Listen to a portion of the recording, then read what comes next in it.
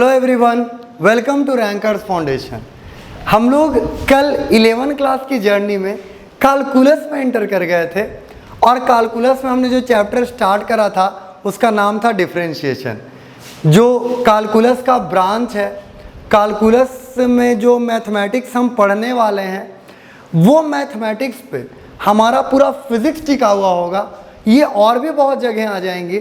हम जब भी कुछ लिखेंगे, कोई फॉर्मूला लिखेंगे, तो इसी डिफरेंशिएशन वगैरह का, इसी कैलकुलस के चीज़ों का इस्तेमाल करके वो हमें मिलने वाला है। तो चलिए डिफरेंशिएशन को आज और डिटेल में समझते हैं। आज हम डिफरेंशिएट करना सीखेंगे। हमें कुछ भी दे दीजिए, हम उसका स्लोप निकाल सकें, हम उसे डिफरेंशिएट कर सकें, ऐसी पढ़ाई आज हम करने वाले हैं। तो चलिए इसमें आगे बढ़ते हैं। आज का टॉपिक का नाम ही मैं कोई अस्त्र शस्त्र नहीं लिख रहा, आज का टॉपिक का नाम ही लिख दे रहा हूं, डिफरेंशिएशन। कैलकुलस का वो ब्रांच जो हमें स्लोप निकालने के बारे में बताता है, डिफरेंशिएशन करना सिखाता है।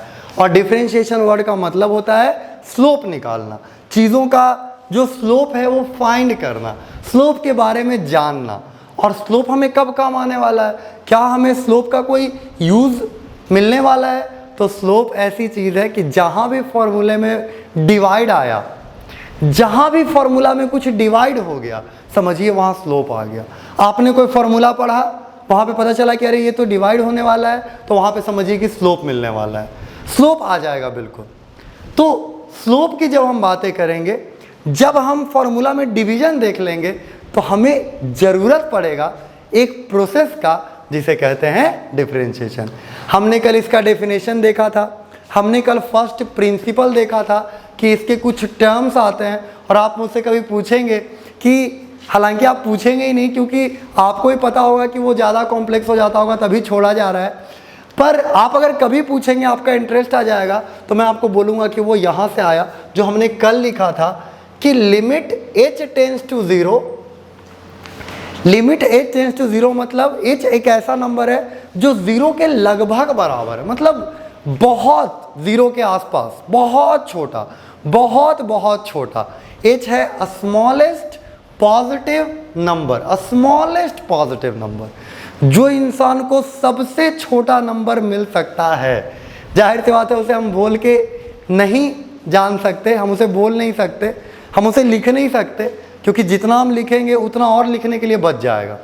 तो h हमने उसे डिनोट कर दिया h से और कर दिया h tends to 0, f x plus h minus F X by नीचे था h, और ये जो चीज़ आया इसे हम कहते थे dy बाई डी एक्स।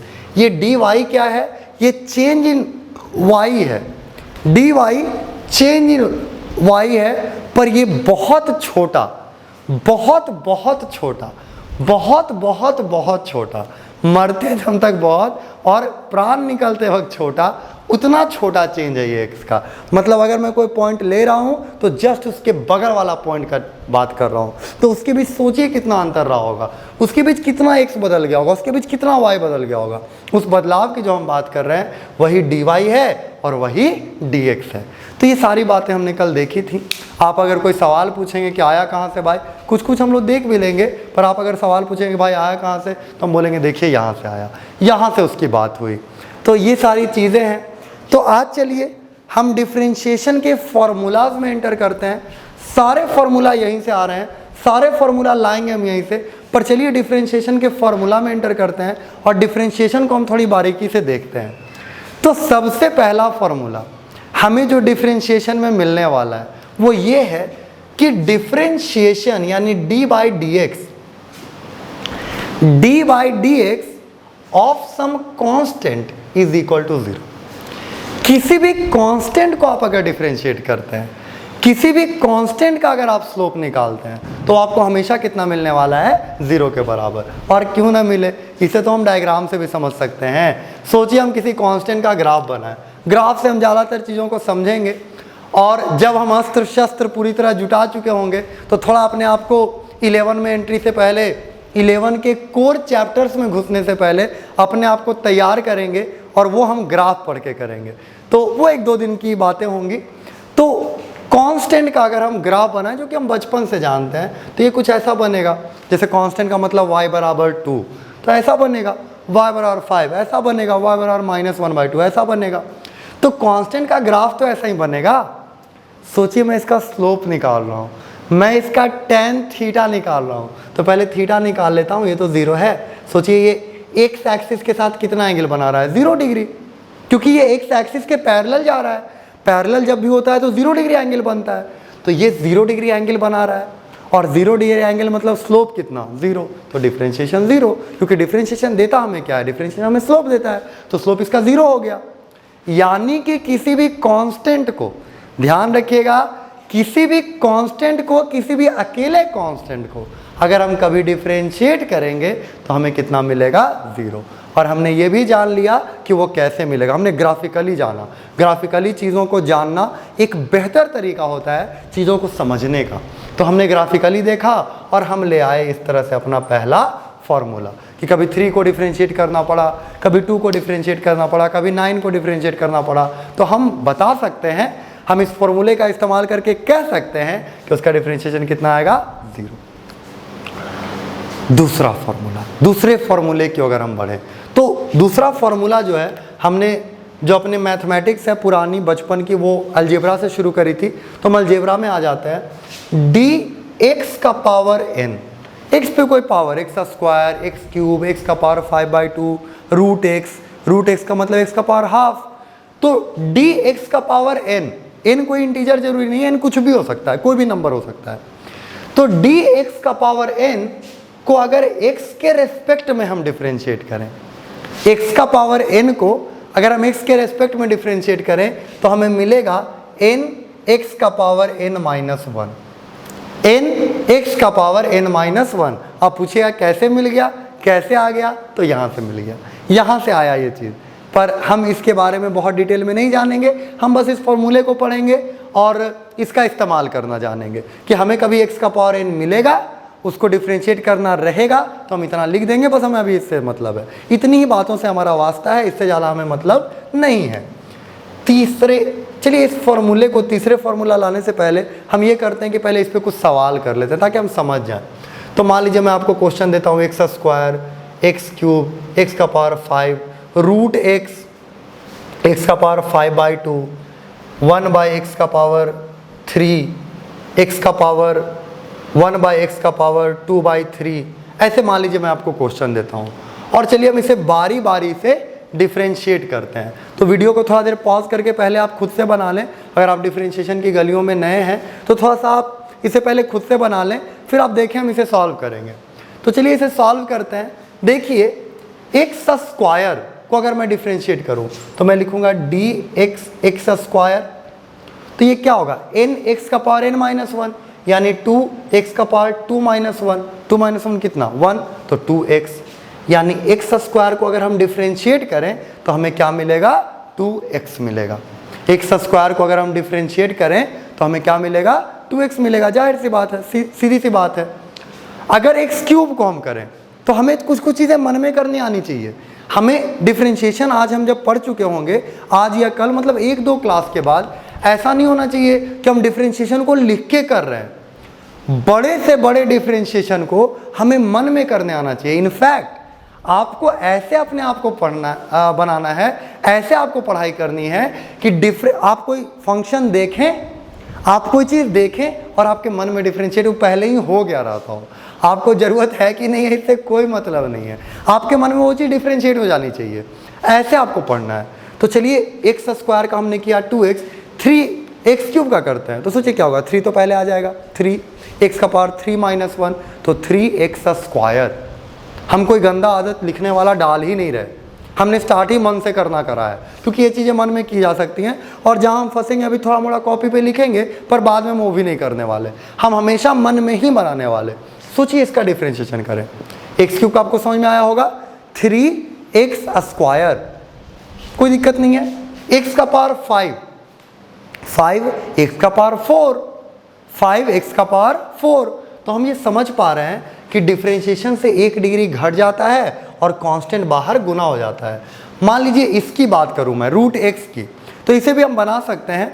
इसे हम ऐसे बना सकते हैं कि रूट x का पावर 1/2 है, 1/2 बाहर आएगा, इसे मैं लिख के भी दिखाऊंगा पर पहले आप मन में इमेजिन करें, x का पावर 1/2 तो 1/2 बाहर आएगा, 1/2 x का पावर 1/2 माइनस 1, 1/2 x का पावर 1/2 माइनस 1, तो 1/2 x का पावर माइनस 1/2, 1/2 में से 1 जाएगा, आधे में से आप 1 घटा दीजिएगा तो माइनस आधा बचेगा ना, तो 1/2 माइनस 1 माइनस 1/2, और फिर वहां से हमें मिलेगा कि 1/2 नीचे में लिखेंगे x का पावर 1/2। चलिए अब कॉम्प्लेक्स हो रहा है, मैं करके दिखाता हूं।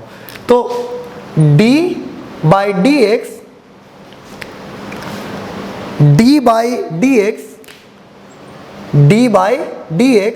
ऑफ x का पावर 1/2, तो 1/2 तो पहले तो कांस्टेंट मल्टीप्लाई हो जाता है, और x का पावर 1/2 माइनस 1, तो ये हो रहा है 1/2 x का पावर माइनस 1/2। हम इस माइनस 1/2 को नीचे ले जा सकते हैं, तो हो जाएगा 1/2 x का पावर 1/2, और x का पावर 1/2 को क्या लिख सकते हैं, रूट x, यानी रूट x का डिफरेंशिएशन जब हमने किया तो हमें मिला 1/2 रूट x। रूट x का डिफरेंशिएशन जब हमने किया तो हमें मिला 1/2 रूट x।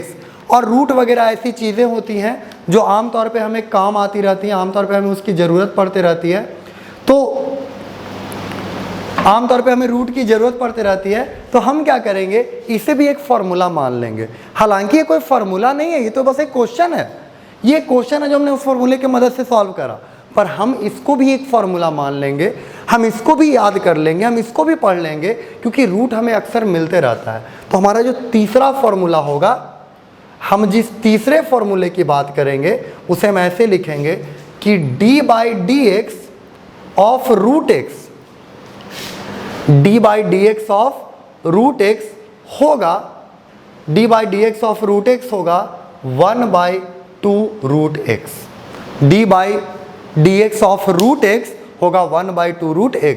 और इस फॉर्मूले को भी हम मान के चलेंगे कि एक अलग फॉर्मूला है। क्या ये अलग फॉर्मूला है? नहीं, ये अलग फॉर्मूला नहीं है, ये उससे आया हुआ है, पर हमें ये बार बार जरूरत पड़ेगा, इसलिए हम इसे एक अलग फॉर्मूला मान ले रहे हैं। तो ये 3 फॉर्मूले हो गए अभी हमारे पास लगभग में। अब देखिए अगला क्वेश्चन करते हैं 5/2। तो x का पावर 5/2 का डिफरेंशिएशन करना हमें, तो 5/2 x का पावर 5/2 माइनस 1, अढ़ाई में से 1 जाएगा, कितना बचेगा, 1.5, यानी 3/2, तो हो गया 5/2 x का पावर 3/2। हम चाहें तो उसे लिख के भी कर सकते हैं, अगर ज़्यादा दिक्कत हो तो आप लिख के करें, ऐसे शुरुआत में कोई ज़्यादा दिक्कत मानने की ज़रूरत नहीं है। 5/2 x का पावर 5/2 माइनस 1, एलसीएम लेंगे, एलसीएम लेकर के हम यहाँ जाएंगे तो ये 2 हो जाएगा, और 5 माइनस 2 हो जाएगा 5/2 x का पावर 3/2। ये तो हम मन में ही ले आए थे, बहुत पहले ही ले आए थे, तो ये सारी चीज़ें हमने करी। 1/x³ को क्या लिख सकते हैं, x का पावर -3, तो हो जाएगा -3 x का पावर -3 माइनस 1, तो जाहिर सी बात है -4 हो जाएगा, -3 x का पावर -4। इसे लिखेंगे तो ये हो जाएगा x का पावर -2/3, तो ये बन जाएगा -2/3 x का पावर -2/3 माइनस 1, और -2/3 3 एलसीएम जाएगा माइनस, तो -5/3, यानी आंसर होगा -2/3 x का पावर -5/3। जैसे दिया हुआ है वैसे लिखें अगर हम, तो हो जाएगा 2/3 x का पावर 5/3। तो ये सारी चीज़ें हैं जो हमने डिफरेंशिएशन के बिल्कुल बेसिक में देखी हैं। आप अपने मर्जी से कुछ फंक्शन ले लें और फिर उसे डिफरेंशिएट करके देखें, तो आपको पता चलेगा कि हाँ, ऐसे भी चीज़ों को किया जा सकता है, ऐसे भी चीज़ों को बनाया जा सकता है। तो ट्रिगोनोमेट्रिक डिफरेंशिएशंस की अगर हम बात करें तो सबसे पहला है d/dx of sine x। Sine x को अगर हम डिफरेंशिएट करें तो हमें क्या मिलेगा? साइन x को डिफरेंशिएट करने का मतलब क्या है? साइन x को डिफरेंशिएट करने का मतलब ये है कि हम उसका स्लोप निकाल रहे हैं, साइन का हम स्लोप निकाल रहे हैं। हमने ग्राफ भी बनाया था, तो साइन x का हम स्लोप निकाल रहे हैं, तो आप जब स्लोप निकालेंगे तो आपको पता चलेगा कि cos x मिल रहा है।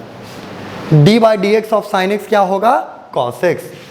d/dx of cos x, cos x का डिफरेंशिएशन क्या होगा? तो ये हो जाएगा minus sine x। cos x का डिफरेंशिएट करने पे क्या आएगा, माइनस साइन एक्स। फिर आप पूछेंगे कैसे आएगा, तो वैसे आएगा जो हमने मिटा दिया, बिल्कुल वैसे ही आएगा, उस पर ज़्यादा चिंता करने की ज़रूरत नहीं है। इसका एक तरीका ग्राफिकल भी हो सकता है जो आपको समझ में आएगा। चलिए मैं एक्सप्लेन कर देता हूँ। तो देखिए, मान लीजिए साइन एक्स का ये ग्राफ है, इस ग्राफ से भली भांति वाकिफ़ है हम लोग। तो स्लोप का मतलब होता क्या है, स्लोप का मतलब होता है टेंजेंट निकालना, यानी वहाँ पे हम स्लोप निकालेंगे। तो देखिए यहाँ पे जब ये 0 डिग्री है तो देखिए स्लोप ऐसा आ रहा है, क्या ये लाइन 45 डिग्री बना के जा रहा है, और 45 डिग्री बना के जा रहा है मतलब स्लोप कितना हुआ, 1। तो साइन का 0 डिग्री पे जब हमने स्लोप निकाला तो 1 आया। हम इस स्लोप को बनाते हैं, स्लोप का डायग्राम बनाते हैं, तो ये 1 आया। समझ गए होंगे कई लोग। अब देखिए अगर हम 90 पे चले आए तो देखिए स्लोप क्या हुआ, टेंजेंट ऐसे बनाइएगा ना, टेंजेंट कहीं पे बनाने के लिए आप पॉइंट को टच करा के लाइन गुजारते हैं ना, तो यहाँ पे गुजारिएगा, तो ये देखिए पैरेलल हो गया ना, तो स्लोप कितना हो गया, 0। यानी 90 पे स्लोप बनाया तो 0 हो गया। अरे ये ग्राफ तो जाना पहचाना लग रहा है, ये ग्राफ तो कॉस का लग रहा है, इसलिए तो मैंने कहा कि साइन को डिफरेंशिएट कीजिएगा तो क्या मिल जाएगा, कॉस एक्स। और देखिए ग्राफिकली हमें कितनी आसानी से समझ में आ गए। और अगर हम इसे फर्स्ट प्रिंसिपल से करते तो थोड़ा हमारा दिमाग खराब होता और हमें बहुत सारे रूल्स भी और जानने पड़ते। तो cos x का डिफरेंशिएशन इसी तरह आप करके देखेंगे तो आपको पता चल जाएगा कि माइनस साइन एक्स होता है। उसी तरह अगर हम tan x का डिफरेंशिएशन करें, d tan x by dx, तो ये होता है sec square x। tan x का डिफरेंशिएशन होता है सेक स्क्वायर x। इसको आप ग्राफ से नहीं समझ सकते हैं, ये फर्स्ट प्रिंसिपल से ही आएगा। ग्राफ से समझने के लिए आपको ग्राफ का बहुत अच्छा जानकारी होना चाहिए। d by D X of cot X अगर हम बात करें तो minus cosec square X, minus cosec square X. फिर हम और बातें करें अगर और भी, तो d by D X of sec X, sec X का अगर हम डिफरेंशिएशन करें तो क्या होगा, तो मिलेगा हमें sec X into tan X, sec X into tan X. और d by D X of अगर हम करें कॉसेक एक्स का, आप एक पैटर्न भी देख सकते हैं इसमें, देखिए प्लस माइनस हो रहा है। और आप एक पैटर्न भी देख सकते हैं कि tan का सेक हुआ, कॉट का कॉसेक हुआ। हमने पहले भी जो फॉर्मूला पढ़े था 10 क्लास में, उसमें भी tan और सेक कहीं कहीं रिलेटेड होते थे, कॉट और कॉसेक रिलेटेड होते थे। तो ऐसे आपके दिमाग में धुंधली से कुछ बातें उभरती हैं, आप उन पर ट्रस्ट किया करें क्योंकि वो सही होती हैं। तो इस पैटर्न से देखिए कि कॉसेक का क्या हो सकता है। तो सेक आया तो सेक तो आया ही, कॉसेक हो गया। पहली बात प्लस माइनस वाला पैटर्न, तो माइनस कर देते हैं, ठीक है, ये हम साथ साथ हो गया तो माइनस में माइनस। और सोचिए tan आया था सेक के साथ, तो कॉसेक के साथ क्या आना चाहिए, कॉट, तो कॉट एक्स। तो इस तरह से पैटर्न से हम फॉर्मूला भी याद रख सकते हैं। और ये जो सारे फॉर्मूला आए 6, ऐसा नहीं कि इन्हें याद रखना है, हम इतना क्वेश्चन बनाएंगे, हम इतना प्रैक्टिस करेंगे, हम इतनी बार चीज़ों से गुजरेंगे कि हमें ये याद हो जानी चाहिए। अब हम बचपन जैसा रटने नहीं वाले, अब हम प्रैक्टिस करके चीज़ों को याद रखने वाले हैं। जाहिर सी बात है, जो ज़्यादा काम आएगा वो हमें ज़्यादा याद रहेगा, जो हमें कम काम आएगा वो हमें कम याद रहेगा। तो ये फार्मूलाज हैं जो हमें, ट्रिग्नोमेट्रिक फार्मूला जिन्हें हम कह सकते हैं, और जो हमें काम आने वाले हैं। और कुछ फार्मूला एक्सपोनेंशियल और लॉगरिथमिक के भी हम लोग देख सकते हैं। तो चलिए अब हम एक्सपोनेंशियल और लॉगरिथमिक की बातें करते हैं। हमने कल देखा था कि एक, हम जब फार्मूला लिख रहे थे लॉगरिथम में, तो हम आमतौर पे ए बेस का इस्तेमाल कर रहे थे, पर लास्ट में मैंने आपको बताया था कि ई एक पावर होता है, ई एक कांस्टेंट होता है जो मैथ्स में ज़्यादा यूज़ होता है और वो मैथमेटिक्स को बहुत आसान करता है। तो हम ये दोनों आज देखेंगे, पर जहाँ ई आएगा वहाँ आप देखेंगे कि फार्मूला बहुत सिंपल हो गया, और जहाँ ई नहीं रहेगा, जहाँ हम ए का इस्तेमाल करेंगे बेस के रूप में या कांस्टेंट के रूप में, वहाँ पे फार्मूला थोड़ा सा आपको दिखेगा कि हल्का लेंदी हो गया, ज़्यादा लेंदी भी नहीं, नॉर्मल। तो ये सारी चीज़ें हैं जो हमें ध्यान में रखनी है। तो जब हम ई लेते हैं हमारी चीज़ें आसान हो जाती हैं मैथ्स में, तो हम उसे नेचुरल लॉगरिथम कहते हैं, नेचुरल लॉगरिथम, और ln लिखते हैं, ln। लेकिन जब हम बेस a लेते हैं तो हम उसे log लिखते हैं, या किसी भी अदर बेस के लिए हम उसे log लिखते हैं। तो चलिए हम पहला फार्मूला जो लाने वाले हैं वो मान लीजिए लाते हैं d by D X of log x.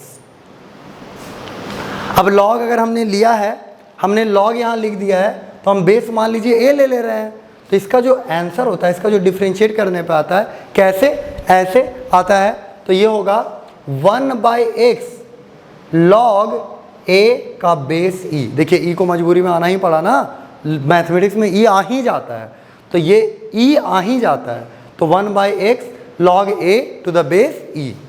ये हुआ log का तब जब बेस है, लेकिन मान लीजिए हम अगर बेस e ही लेके चलें, क्योंकि हमेशा तो इतने दिक्कत कौन सहेगा, इतना दिक्कत कौन करेगा, तो मान लीजिए e लेके चलें, तो इसे ऐसा लिख दें d/dx of ln x। ln मतलब नेचुरल लॉगरिथम। अगर d/dx ऑफ ln x कर दें तो सोचिए क्या होगा, 1/x log e हो जाएगा। e पे कितना पावर दें कि e हो जाए, 1 पावर दीजिए ना, तो हो जाएगा 1/x। तो ये फॉर्मूला हमारे ज़्यादा काम आएगा और ये फॉर्मूला थोड़ा कम काम आएगा।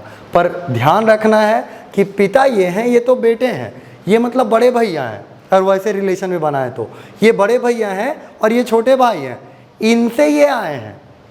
ये ज़रूरी है, ये उतना ज़रूरी नहीं है, पर ज़्यादा काम ये आता है, ये थोड़ा कम काम आता है। तो जब भी आपको ln मिले, कोई बेस लिखा हुआ ना मिले, आप समझिएगा कि बेस e है और 1/x कर दीजिएगा। हालांकि ये भी याद थोड़ा मोड़ा दिमाग में होना चाहिए। उसी तरह जब हम एक्सपोनेंशियल की बात करेंगे तो मान लीजिए लिखते हैं d/dx ऑफ a का power x, d/dx of a का पावर x, तो ये क्या होगा, तो ये हो जाएगा a का पावर x log a का बेस e, a का पावर x log a का बेस e। तो सोचिए मैं इसे अगर नेचुरल कर दूं, मैं इसे e का पावर x कर दूं, तो d/dx ऑफ e का पावर x, तो ये तो ये देखिए e लिख दिया तो e का पावर x तो होगा, और यहाँ e हो गया, यानी कितना पावर दें, e पे कितना पावर दें कि e हो जाए, तो 1 पावर दीजिए, तो इसका आंसर कितना हो जाएगा 1, तो यहाँ 1 हो गया, यानी d/dx ऑफ e का पावर x कितना हो जाएगा, e का पावर x ही रह जाएगा। e का पावर x d/dx हो जाएगा e का पावर x। तो बहुत सारे मीम भी बनते हैं कि ये हर किसी को चेंज कर देता है, तो वो चश्मा लगा के फिर आता है e का पावर x, बोलता है मुझे चेंज करके दिखाओ, तो वही रह जाता है कि नहीं। तो बहुत सारे कॉमेडी चीज़ें भी इस पर बनाई जाती हैं। तो d/dx ऑफ e का पावर x हो जाता है e का पावर x। तो ये कुछ फार्मूलाज हैं, ये कुछ डिफ्रेंशिएशन के फार्मूलाज हैं जिन्हें हम इस्तेमाल करने वाले हैं, जिन पे हम पूरा रिसर्च करने वाले हैं और इस पे क्वेश्चंस करने वाले हैं। अब सोचिए जैसे कि मैंने एक क्वेश्चन दिया, y is equal to X square plus sine X plus ln x। मैंने आपको ये क्वेश्चन दिया, आपको बोला कि इसका स्लोप निकाल के दिखाओ आप मुझे। आपने कहा ठीक है, मैं तो सारे फॉर्मूला जानता हूँ, तो स्लोप तो हो जाएगा dy/dx। एक्स स्क्वायर का डिफ्रेंशिएशन क्या होगा, तो एक्स स्क्वायर का डिफ्रेंशिएशन हो जाएगा 2x, हमने किया भी था। साइन एक्स का क्या होता है फॉर्मूला, हम अगर पीछे पलट के देखें तो पता चलेगा cos x, और ln x का क्या होता है 1/x। तो इन सब को हम क्या करेंगे, बीच में जोड़ देंगे, तो जाहिर सी बात है ये क्या मिलेगा ये। तो आप देखिए हमने क्या किया, ये फंक्शन जुटा हुआ एक फंक्शन है, 3 अलग अलग चीज़ों को हमने जोड़ रखा है, तो इसका डिफ्रेंशिएशन निकालते वक्त हमें कुछ अलग चीज़ों का इस्तेमाल नहीं करना पड़ा, हमने डिफ्रेंशिएशन भी अलग अलग निकाला और जोड़ दिया। सोचिए अगर बीच में मैं कहीं कहीं माइनस कर देता या दोनों को माइनस कर देता, तो ये प्लस की जगह क्या हो जाता, माइनस हो जाता। तो प्लस और माइनस करने में, डिफ्रेंशिएशन के दौरान प्लस और माइनस करने में हमें कोई दिक्कत आती नहीं है। अगर फंक्शन जुटा हुआ है या घटा हुआ है तो आप भी जोड़ या घटा दें, उसमें कोई दिक्कत नहीं है। यानी डिफ्रेंशिएशन करते वक्त जो प्लस और माइनस साइंस हैं वो वैसे ही छोड़ दिया जा सकता है अगर हम डिफ्रेंशिएट कर रहे हैं तब। लेकिन क्या ऐसा मल्टीप्लिकेशन और डिवीजन में भी होगा, तो नहीं, मल्टीप्लिकेशन और डिवीजन में ऐसा नहीं होता है। मान लीजिए कि 2 फंक्शन है, ध्यान से देखिएगा, मान लीजिए कि 2 फंक्शन है u और v, कुछ भी हो सकता है। मान लीजिए यहाँ एक्स स्क्वायर, यहाँ साइन एक्स है, ये कॉसेक एक्स है, ये टैन एक्स है, ऐसा कुछ भी हो सकता है। तो ऐसा कभी भी अगर रहे कि 2 फंक्शन मल्टीप्लाई रहे, 2 फंक्शन मल्टीप्लाई रहे, तो आपको करना ये है कि पहले u को डिफ्रेंशिएट कर देना है। देखिए मैं डिफ्रेंशिएट को कैसे लिख रहा हूँ, मैं यहाँ du/dx भी लिख सकता था या u पे डैश दे दिया। कई सारी किताबों में u1 भी ऐसे भी लिख देते हैं, वो भी डिफ्रेंशिएशन का मतलब है कि एक बार डिफ्रेंशिएट किया गया है। तो u डैश एक बार u को डिफ्रेंशिएट करें, v को यूं ही छोड़ दें, प्लस v को अगली बार डिफ्रेंशिएट करें और u को यूं ही छोड़ दें। ये तब होगा जब आपको प्रोडक्ट मिलेगा, इसको प्रोडक्ट रूल कहा जाता है। जब आप गुना करेंगे तो ऐसे डील करेंगे। मैं एग्जांपल लेके दिखाता हूँ, ये बहुत आसानी से समझ में आने वाली चीज़ें हैं। X square into sine x dy/dx, ये मान लीजिए मैं करता हूँ, तो क्या रूल है, पहले u को डिफ्रेंशिएट करें, किसको u माने, किसी को भी मान लीजिए, कोई फर्क नहीं पड़ेगा। तो ये देखिए एक्स स्क्वायर को मैं u मान लेता हूँ, तो पहले u को डिफ्रेंशिएट करें, v को यूं ही छोड़ दें, प्लस अगली बार v को डिफ्रेंशिएट करें, u को यूं ही छोड़ दें। ये आंसर हो गया, कोई दिक्कत की चीज़ नहीं है। सोचिए अगर मैं तीन चीज़ों को गुना कर देता, d/dx कर देता u into V into W का, तीन चीज़ गुना कर दी मैंने इस बार, e⁻x भी ला दिया इसके साथ, तो क्या करेंगे, पहले u को डिफ्रेंशिएट करें, v और w को यूं ही छोड़ दें, प्लस फिर v को डिफ्रेंशिएट करें, u और w को यूं ही छोड़ दें, अब प्लस फिर w को डिफ्रेंशिएट करें, u और v को यूं ही छोड़ दें। सोचिए मैं अगर चार चीज़ को गुना कर दूं तो आप पैटर्न निकाल लेंगे, मुझे पता है कि वो आप कर लेंगे, इसलिए मैं वो बता नहीं रहा। तो इस तरह से अगर हम गुना करते हैं और हम चीज़ों का प्रोडक्ट करते हैं, अगर हम चीज़ों को मल्टीप्लाई करते हैं, तो ये रूल लागू होता है जिसका नाम है प्रोडक्ट रूल। जिसका नाम क्या है, प्रोडक्ट रूल। इस तरह से डिवीजन रूल भी होता होगा। तो सोचिए अगर मैं यहाँ लिखूँ d/dx of u/v, d/dx of u/v, तो ये होता है, इसका फॉर्मूला ऐसा होता है, इसका फॉर्मूला, सारी बातें वहीं से आ रही हैं फर्स्ट प्रिंसिपल से। ये फॉर्मूला ऐसा होता है कि u को डिफ्रेंशिएट करें, v को छोड़ दें, माइनस v को डिफ्रेंशिएट करें, u को छोड़ दें और नीचे v का स्क्वायर कर दें।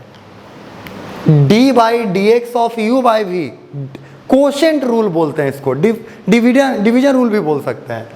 u को डिफ्रेंशिएट करें, v को छोड़ दें, माइनस v को डिफ्रेंशिएट करें, u को छोड़ दें और नीचे v का स्क्वायर कर दें। दिमाग लगाइए, u/v/w अगर कर दें तो क्या होगा, u/v/w अगर कर दें तो क्या होगा, जरा आप सोचिए।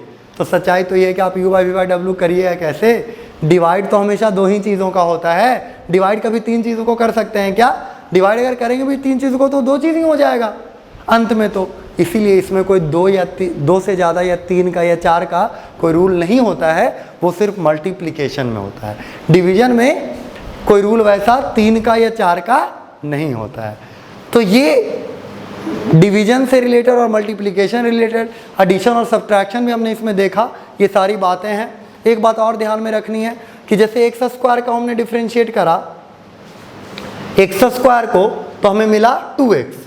उसी तरह अगर हम 3x स्क्वायर को डिफ्रेंशिएट करें तो क्या मिलेगा, तो 3 तो रहेगा, एक्स स्क्वायर को करते हैं 2x, तो ये हो जाएगा 6x, मतलब ये 3 गुना रह जाएगा। जाहिर सी बात है, आपने फंक्शन को ही 3 गुना पहले से ही बढ़ा दिया था, तो अब आपको जो स्लोप मिलेगा वो भी 3 गुना पहले से बढ़ा हुआ रहेगा। तो कांस्टेंट अगर होता है तो वो मल्टीप्लाई में बस बाहर निकल जाता है, उसके लिए भी कोई चिंता करने की ज़रूरत नहीं है। तो ये सारे फॉर्मूलाज, ये सारी बातें हमने देखी, और अब हम असली काम करेंगे। अब हम इन फॉर्मूलाज को इस्तेमाल करना सीखेंगे।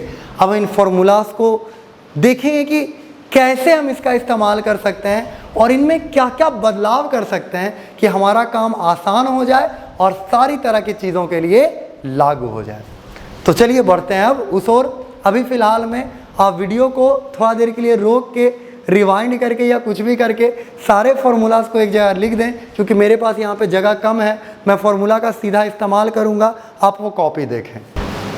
तो अभी तक हम फार्मूलों को जमा कर रहे थे, हमने फार्मूलों को चुन चुन के जमा किया, इन्वर्स के फार्मूले हमने छोड़ दिए हैं जानबूझ के। अगर हमें ज़रूरत पड़ी तो बीच बीच में हम उसे देख लेंगे, पर वो कोई काम के नहीं है, और ऐसा नहीं है कि हमें उन्हें बहुत ज़्यादा ज़रूरत में लाना है, नहीं, बिल्कुल नहीं। तो इसलिए हमने उन्हें छोड़ दिया है। लेकिन जितनी भी ज़रूरत की चीज़ें हैं, जितनी भी बातें हैं जो डिफ्रेंशिएट करने में हमारा मदद करने वाली हैं, उन्हें हमने जुटा लिया है। और अब बारी है, अब वो समय है जब हमें उन्हें इस्तेमाल करने सीखना है। तो ये जो हाफ है वीडियो का, ये थोड़ा ज़्यादा मज़ेदार होने वाला है और इसमें चलिए आपके पूरे सहयोग की ज़रूरत है। एकदम क्वेश्चन जब मैं यहाँ लिखूँ, आप अपना दिमाग लगाना शुरू कर दें कि हाँ ये कैसे होने वाला है, क्या होने वाला है, इसका स्लोप क्या आएगा, डिफ्रेंशिएट करने के बाद क्या होगा और मैं क्या कह रहा हूँ। ठीक है, ये सारी बातों का ध्यान रख के आप बनाएं। तो चलिए मैं एक सवाल से शुरू करता हूँ। मान लीजिए मैंने लिखा x+2 का होल स्क्वायर, इसे हमें डिफ्रेंशिएट करना है। हमें इसे डिफ्रेंशिएट करना है x के रिस्पेक्ट में, d/dx ये हमें करना है, इसे डिफ्रेंशिएट हमें करना है। तो हमने कहा कि अच्छा ये तो ऐसे है, तो हमने तो x का पावर n पढ़ा है लेकिन ये तो x+2 है, तो हम क्या करेंगे, इसे ऐसे कर देंगे x² प्लस 2 × 2 4x और प्लस 4, ये प्लस बी का होल स्क्वायर ओपन करेंगे ना, तो ये ऐसा हो जाएगा। तो ये बचेगा, इसका डिफ्रेंशिएशन करेंगे हो जाएगा 2x, 4x का डिफ्रेंशिएशन करेंगे तो 4 तो यूं ही रहेगा और dx/dx कट के कितना हो जाएगा 1, तो 4 और 4 एक कांस्टेंट है, इसका डिफ्रेंशिएशन 0, ये तो पहला ही फॉर्मूला हमने देखा था। तो इसका कुल डिफ्रेंशिएशन आएगा 2x + 4। यानी इसको अगर हम डिफ्रेंशिएट करें तो हमने इसे ओपन करा, हमने डिफ्रेंशिएट करा, फाइनल आंसर आया 2x + 4। हम बहुत खुश हुए, हमने डिफ्रेंशिएट कर दिया, जो हमें आता नहीं था उसे भी डिफ्रेंशिएट कर दिया, बहुत खुश हुए। हमने कहा ठीक है, dx+2 का होल क्यूब बाई dx, ऐसा नहीं है कि हम इसे सॉल्व नहीं कर सकते हैं, हम इसे सॉल्व कर सकते हैं। कैसे कर सकते हैं, हम इसका क्यूब ओपन करेंगे। हम इसका जब क्यूब ओपन करेंगे तो ये 4 टर्म्स आएंगे, हम उन चारों को बारी बारी सॉल्व कर लेंगे, डिफ्रेंशिएट कर देंगे और हमें उसका फाइनल आंसर मिल जाएगा। पर सोचिए, मैं यहाँ पावर क्यूब ना करके 300 कर दूँ या 30 भी कर दूँ या 9 कर दूँ या 10 कर दूँ, तो क्या आप वैसा कर पाएंगे? नहीं, हम वैसा नहीं कर पाएंगे। तो फिर दिक्कत है कि हम इसे कैसे सॉल्व करेंगे। तो इसके लिए हमने जो फॉर्मूला देखा है, हमने जो फॉर्मूला पढ़ा है, उसको थोड़ा देखेंगे कि वो क्या बहुत ज़्यादा डाइवर्स यूज़ के लिए है, बना हुआ है, और अगर है तो ठीक है, उसी का इस्तेमाल करेंगे, नहीं है तो उस पर सोचेंगे और उसमें चेंजेस लाएंगे। हमारा जो फॉर्मूला था, जो हमने फॉर्मूला पढ़ा, वो ये था dx⁻n/dx, ये लाता था हमें देता था nx⁻n-1, ये फॉर्मूला था। पर आप सोचिए, ये x की ही केवल बस बातें करता था, यानी x पे पावर है तो ठीक है, किसी और चीज़ पे पावर हुआ तो ये बात नहीं करता था। तो हम क्या करेंगे, हम इस फॉर्मूले को चेंज करेंगे, इस फॉर्मूले को मॉडिफाई करेंगे, क्योंकि ये फॉर्मूला x² के लिए तो लागू है, x का पावर 3 के लिए तो लागू है, x का पावर 300 के लिए तो लागू है, पर x+2 का पावर 300 के लिए लागू नहीं है। तो हम इसे चेंज करेंगे। देखिए हम इसे क्या लिखेंगे, d समथिंग का पावर n को अगर हम उसी समथिंग के रिस्पेक्ट में डिफ्रेंशिएट करेंगे तो मिलेगा n समथिंग का पावर n-1। किसी भी चीज को, समथिंग को, n समथिंग पे n पावर है, उसको मैं उसी समथिंग के रिस्पेक्ट में डिफ्रेंशिएट करूं तो मिलेगा n समथिंग का पावर n-1। किसी भी चीज पे अब पावर है, किसी भी चीज पे अगर पावर है और उसको उसी चीज के रेस्पेक्ट में डिफरेंशिएट किया जाए तो मिलेगा n वही का पावर n-1। तो देखिए यहाँ पावर किस पे है, पावर है x+2 पे, तो हम इसे ऐसे लिखेंगे dx+2 का पावर 300। किस पे पावर है, x+2 पे, तो ऐसे काम नहीं बनेगा, इसे करना पड़ेगा x+2 के रेस्पेक्ट में डिफरेंशिएट। पर हमें तो क्वेश्चन में बोला था x के रेस्पेक्ट में करो, तो हम करेंगे क्या, हमने इसे अपनी मर्जी से यहाँ ला दिया ना, ताकि समथिंग बनाने के लिए, तो हम इसको यहाँ भी मर्जी से ले आएंगे, कोई दिक्कत नहीं है, मैथमेटिक्स है, सब कट छट जाएगा भाई, नीचे dx बच जाएगा। तो देखिए ये क्या मिलेगा, समथिंग पे पावर n हो, समथिंग के रेस्पेक्ट में डिफरेंशिएट करना हो तो मिलता है n समथिंग का पावर n-1। तो हमें मिलेगा 300 का पावर 300 इंटू एक्स प्लस 2 का power 299, 300 minus 1 299 into x plus 2 का जब करेंगे तो एक्स का तो 1 हो गया और 2 का 0 हो गया, तो 1 प्लस 0 1 रह जाएगा, तो ये आंसर हो जाएगा 300 इंटू एक्स प्लस 2 का पावर 299। मान लीजिए मुझे डिफ्रेंशिएट करना मिला कि एक्स स्क्वायर प्लस 5 का पावर 9, एक्स स्क्वायर प्लस 5 का पावर 9, ये मुझे डिफ्रेंशिएट करने मिला। तो मैंने ये फॉर्मूला देखा, मैंने ये फॉर्मूला को जाना, इस फॉर्मूले को हमने देखा कि अच्छा पावर किस पे है, तो समथिंग पे है, एक्स पे पावर नहीं है। अब ये फॉर्मूला तो बहुत लिमिटेड था, हमने उसे डाइवर्स इस्तेमाल के लिए ऐसा बना लिया, समथिंग कर दिया, एक्स को समथिंग बोल दिया कि कुछ भी हो अब हमारा काम हो जाएगा। तो ये समथिंग अब एक्स स्क्वायर प्लस 5 है, तो इसको इसी के रेस्पेक्ट में डिफ्रेंशिएट करना पड़ेगा। लेकिन क्वेश्चन में कहा था कि नहीं एक्स के रेस्पेक्ट में करो, इसके रेस्पेक्ट में नहीं चाहिए मुझे, तो मैंने यहाँ लिख दिया डी एक्स स्क्वायर प्लस 5 और बाई नीचे लिख दिया डी एक्स, तो ये आएगा 9। सोचिए बड़ा आसान हो गया। अब 9 एक्स स्क्वायर प्लस 5 का पावर 8 इंटू एक्स स्क्वायर का करेंगे तो 2x और 5 का करेंगे तो 0, तो 2x आप लिख सकते हैं। 18x एकदम सजा के संवार के अगर हमें लिखने की आदत है तो हम लिख सकते हैं 18x into x square plus 5 का पावर 8, ये आंसर आ गया। तो हमने जो फॉर्मूला पढ़ा था हम उसे समथिंग से रिप्लेस करके बहुत सारी चीज़ें कर सकते हैं और बहुत सारे क्वेश्चंस बना सकते हैं। चलिए एक क्वेश्चन और देखते हैं। मान लीजिए आ गया हमें under root x square plus 5x plus 6 under root, तो हमने फॉर्मूला पढ़ रखा है d root x by D x होता है 1/2 रूट एक्स। कॉपी में आप देख सकते होंगे, अपने आपने जो उतारा है फॉर्मूला उसमें आप देख सकते होंगे कि d root x by D x होता है 1/2 रूट एक्स।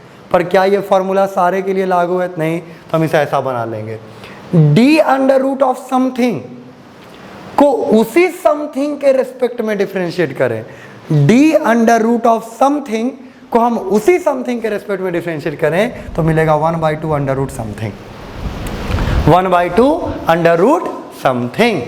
तो हम चलिए देखिए इसको डिफ्रेंशिएट करते हैं तो मिलेगा 1/2 अंडर रूट समथिंग, यही चीज x square plus 5x plus 6, लेकिन हमें इसे भी तो x के रेस्पेक्ट में करना होगा, तो इसे जब x के रेस्पेक्ट में करेंगे तो एक्स स्क्वायर का हो जाएगा 2x और 5x का बस हो जाएगा 5। अगर आपको लग रहा है थोड़ा मोड़ा दिक्कत आ सकता है क्योंकि बिल्कुल नई बातें हैं, ये हम ऐसा नहीं है कि 10th में थोड़ा मोड़ा जानते थे और 11th में आकर के हम बस उसे मॉडिफाई कर रहे हैं। हम 10th में इसके बारे में सुने भी नहीं थे और अब हम जाके यहाँ पढ़ रहे हैं, तो हल्का फुल्का दिक्कत आ सकता है। तो आप थोड़ा सा इसे समय दे करके खुद से इसे डील करें और आप देखेंगे कि ये कुछ भी दिक्कत का चीज़ नहीं है, ये बिल्कुल सिंपल बातें हैं। तो 2x प्लस 5 ये आ जाएगा, तो आंसर हो जाएगा हमारा 1/। तो जैसे हमने वहाँ चेंज करा वैसे हम और भी चेंजेस ला सकते हैं। जैसे फॉर एग्जांपल मुझे डिफ्रेंशिएट करने मिला साइन एक्स स्क्वायर, ध्यान रखिएगा साइन स्क्वायर एक्स और साइन एक्स स्क्वायर अलग अलग बातें हैं। क्यों? इसमें आप एंगल पुट कर रहे हैं, वो स्क्वायर हो रहा है, उसके बाद साइन उस पर ऑपरेट कर रहा है। जैसे फॉर एग्जांपल मैंने 30 डिग्री पुट करा तो 30 डिग्री पुट करने पे ये 900 डिग्री हो गया और साइन अब 900 डिग्री पे ऑपरेट करेगा। लेकिन यहाँ आपने जब 30 पुट किया तो पहले ये 1/2 हुआ और उसके बाद उसका स्क्वायर हुआ। तो ये दोनों अलग अलग बातें हैं। कई लोगों को डिफ्रेंशिएट करने तो आ जाता है पर उन्हें ये अंतर पता नहीं होता, तो अंतर जानना ज़रूरी है ताकि आप इस्तेमाल कर सकें।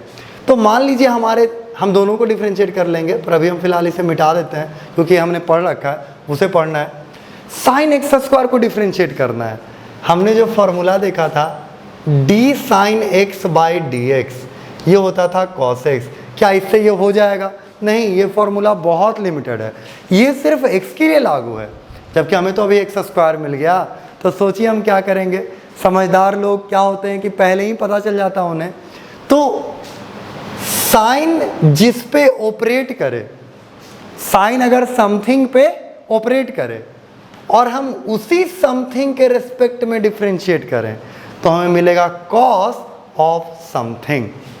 साइन जिस समथिंग पे ऑपरेट करे हम उसी समथिंग के रिस्पेक्ट में डिफ्रेंशिएट करें तो मिलेगा cos ऑफ समथिंग। तो सोचिए इसको अगर हम डिफरेंशिएट करना चाहते हैं x के रेस्पेक्ट में, तो बोलेगा नहीं, साइन एक्स स्क्वायर पे ऑपरेट कर रहा है, आप एक्स स्क्वायर के रेस्पेक्ट में करें, तो into D x square by D x.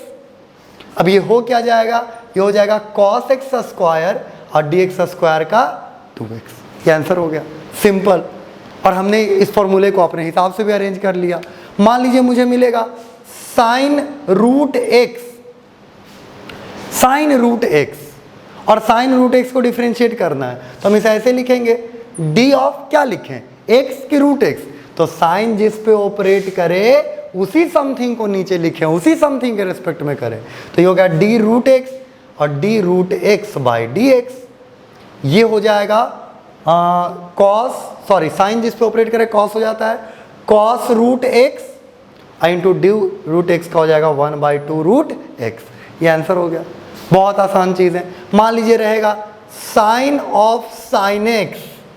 अब ये क्या मतलब निकला, ये मतलब ये निकला कि आपने x की जगह मान लीजिए π/2 रेडियन पुट करा, तो इससे 1 आया, तो फिर साइन 1 रेडियन पे ऑपरेट करेगा। ये मतलब निकला साइन ऑफ साइन एक्स। इसको साइन स्क्वायर एक्स मत लिख दीजिएगा, साइन स्क्वायर एक्स बिल्कुल अलग बात है, साइन साइन एक्स बिल्कुल अलग बात है। तो साइन साइन एक्स इसके रेस्पेक्ट में अगर हम डिफ्रेंशिएट करें, तो साइन जिस पे ऑपरेट करे पहले उसके रेस्पेक्ट में करना चाहिए D sine x into D sine x by D x. तो इसका आंसर क्या होगा, इसका आंसर हो जाएगा cos sine x, cos sine x into D sine x का कॉस एक्स। ये आंसर हो गया। क्या हमें चीज़ें समझ में आ रही हैं? हाँ, हमें चीज़ें बहुत अच्छी से समझ में आ रही हैं, हम चीज़ों को क्लियरली देख पा रहे हैं। हम तो अब ये भी जान रहे हैं कि अब ये कैसे डील होगा। जैसे मान लीजिए कि डी साइन को मैं डिफ्रेंशिएट करने बोलूँ under root x square plus 5x plus 6 के रेस्पेक्ट में, under root x square plus 5x plus 6 के रेस्पेक्ट में ऐसे मैं करने बोलूँ, तो सोचिए कैसे करेंगे। तो हम इसे लिख देंगे डी साइन जिस पे ऑपरेट करे under root x square plus 5x plus 6, फिर हम ये चीज़ को यहाँ लिखेंगे d under root x square plus 5x plus 6। फिर हम जानते हैं कि रूट के अंदर जो भी है उसके रिस्पेक्ट में करना चाहिए, तो ये हो जाएगा x square plus 5x plus 6। और फिर मैं इसका थोड़ा यहाँ लिख रहा हूँ, तो D x square plus 5x plus 6 को फिर डिफ्रेंशिएट करेंगे x के रेस्पेक्ट में। देखिए लंबे लंबे चेन बनने लग गया, लेकिन उससे क्या फ़र्क पड़ता है, हम चीज़ों को, हमें समय ज़्यादा लगेगा, हमारा दिमाग ज़्यादा नहीं लगेगा।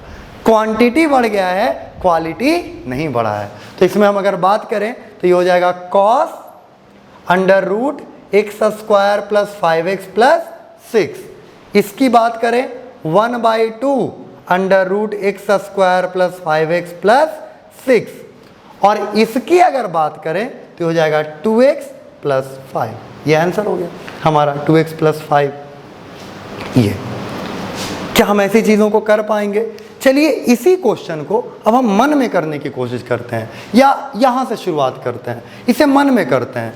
साइन एक्स स्क्वायर को डिफ्रेंशिएट करना है x के रेस्पेक्ट में, कैसे होगा?